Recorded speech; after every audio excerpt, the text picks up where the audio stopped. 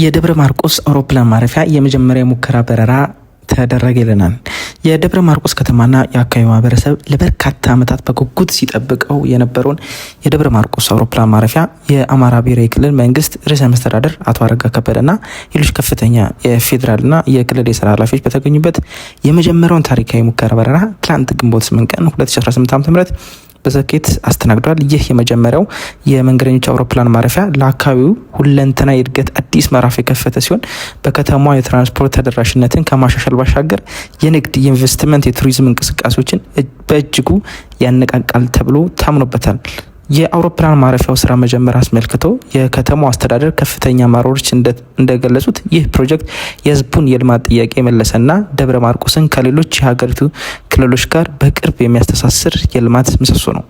አውሮፕላን ማረፊያው ላይ ሲያርፉ የተመለከቱት የከተማዋ ነዋሪዎች ጥሪ የተደረገላቸው እንግዶችና የአመራር አካላት የተሰማቸውን ከፍተኛ ደስታ የገለጹ ሲሆን ይህ የልማት ውጤት የከተማዋን ገጽታ ከመቀየሩ ባለፈ ለወጣቶች አዲስ የስራ እድል እንደሚፈጥርም ያላቸውን ጽኑ እምነት አጋርተዋል። የሙከራ በረራው ላይ የኢፌዴሪ ኢንዱስትሪ ሚኒስቴር አቶ መላኩ አለበል፣ የምክትል ርዕሰ መስተዳደር አብዱ ሁሴን ዶክተር ናቸው፣ የደብረ ማርቆስ ከተማ አስተዳደር ተቀዳሚ ምክትል ከንቲባ ተሾመ ዋለና የምስራቅ ጎጃም ዞን ዋና አስተዳዳሪ አቶ ተገኝተዋል ማለት ነው።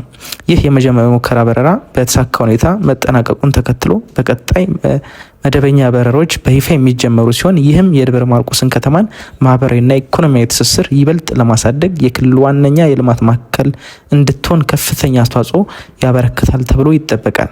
ጌጡ ተመስገን መረጃውን እንዳደረሰን ማለት ነው። ዛሬ ቲቪ ትገኛላችሁ። እንደዚህ አይነት ምርጥ ነገር ብቻ ነው የምናዘጋጅላችሁ።